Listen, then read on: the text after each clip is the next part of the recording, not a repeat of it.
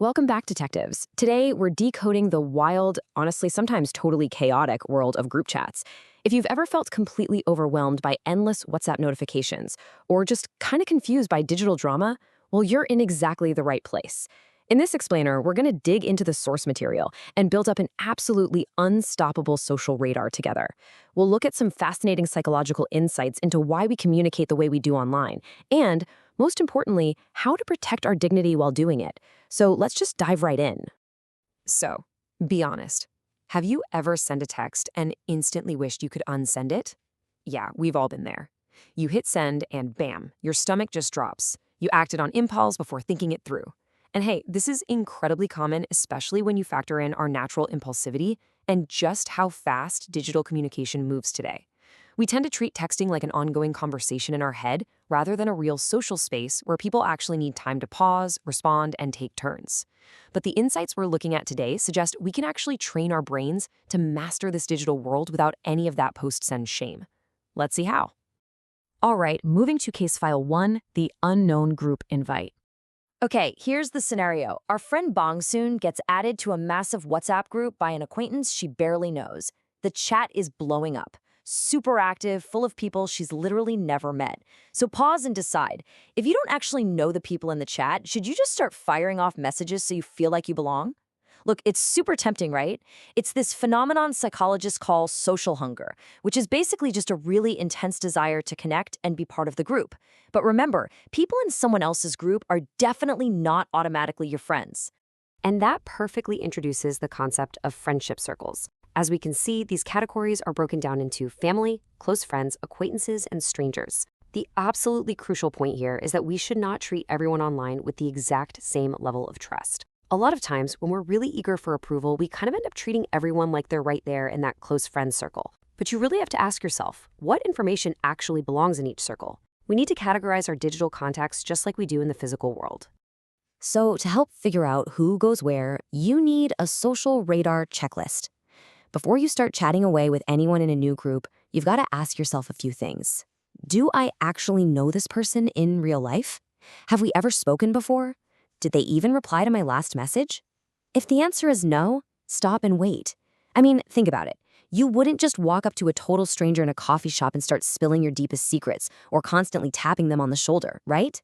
So you absolutely shouldn't do it in a random WhatsApp group. Let's check out our next scenario, case file 2, the DM disaster.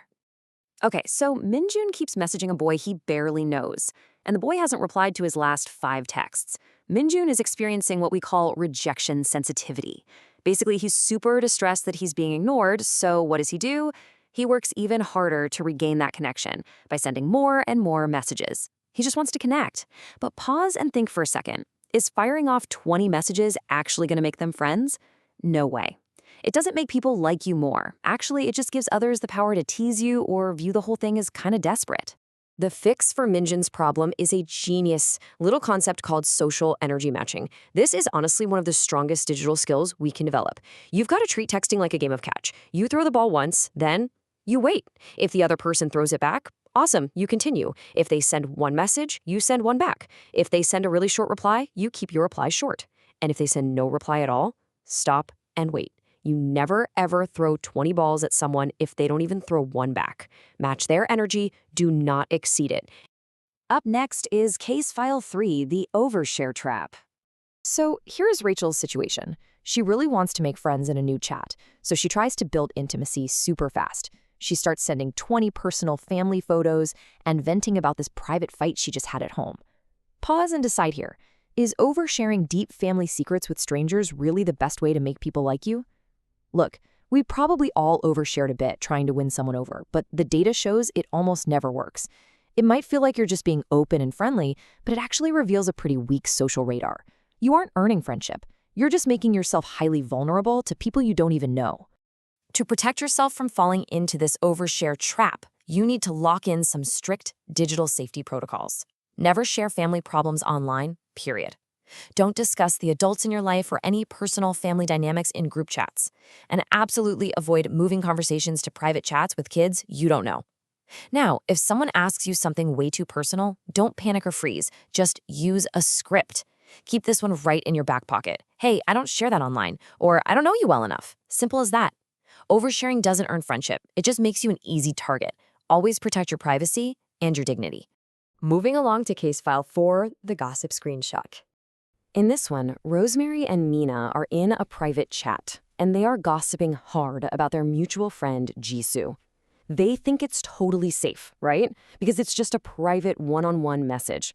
But what happens a week later when Mina gets mad at Rosemary? Pause and predict real quick. Where do those private, gossipy messages inevitably end up? You guessed it, they get screenshotted. And then they get sent directly to Jisoo, or even worse, blasted out to the entire group. This is the classic screenshot trap. Digital words are literally permanent ink. So the absolute golden rule here is this. Treat every single message like your grandma is reading it right over your shoulder. Yep, reading glasses and all. If you wouldn't say it with her sitting right next to you, do not type it. It is the ultimate filter for your social radar. All right, let's talk about identifying your people, adults versus friends. It is absolutely vital to clearly distinguish between your peers and the adults in your life. On one side, we have best friends. These are people your own age who you share jokes with, play games with, and have that mutual, casual back and forth chatting with. On the other side, we have trusted adults. This might be a favorite tennis coach, a teacher, or a mentor. And hey, it's great to admire them. They're there to keep you safe and give you advice. But they are absolutely not your peers. There should be zero private, casual chatting with adults outside your family or approved teachers. Recognizing that clear boundary is a massive sign of high social maturity. Let's look at the ultimate power-up, the pause rule. This is a mental rule you just need to memorize right now. 1. Stop. 2. Think. 3. Send. The whole goal here is building a gap between your impulse to reach out and your actual action.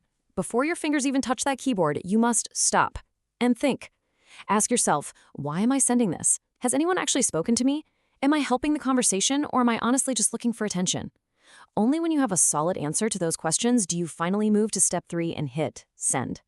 Because at the end of the day, a massive part of our digital communication issues really just stems from wanting to be liked. But the core takeaway here is that friendship is mutual. You don't earn it by pursuing someone harder, apologizing excessively, or sending 10 messages in a row. The evidence shows that real friends will make an effort for you too. You never, ever have to chase anyone for approval. So how can we actually put these insights into practice? Well, one highly recommended strategy is starting a daily journal this summer to build up that pause muscle. Whenever you feel that social hunger or that overwhelming impulse to overshare, write it down in a private journal instead of blasting it into a WhatsApp group. Keeping a journal is just an incredible way to sharpen your thinking skills, reflect on your social energy matching, and really perfect your radar before you ever hit send.